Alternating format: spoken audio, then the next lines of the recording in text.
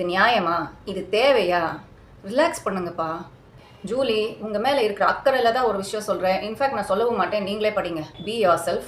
யாரோ எப்போ பிக் பாஸில் போய் ட்ரெண்ட் செட் பண்ணாங்க, நம்மளும் அதே டெம்ப்ளேட் ஃபாலோ பண்ணிடலாம் அப்படின்னு அவங்க பண்ணதெல்லாம் நீங்கள் பிளைண்டாக ஃபாலோ பண்ணிங்கன்னா இதோ இப்படி தான் நடக்கும். பேசுங்க, ஆனால் நீங்கள் உங்கள் சொந்த புத்தி யூஸ் பண்ணி பேசுங்க. நம்ம பேசுகிறதுக்கு நியாயமாக இருக்கா, உண்மையாக இருக்கான்னு யோசிச்சு பேசுங்க.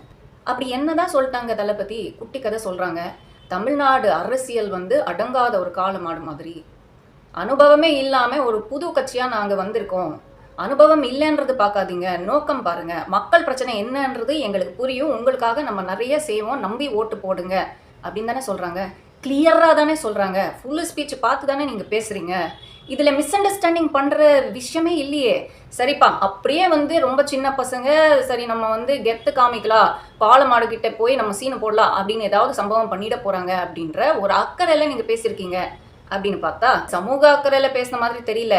50 500 ஆயிட போது பார்த்துக்கோங்கன்னா அப்படின்னு தளபதியை தாக்குறதுக்கு தான் அந்த வீடியோ போட்டிருக்காங்க. அது பத்தாதுன்னு 2வது வீடியோ வேற போடுறாங்க.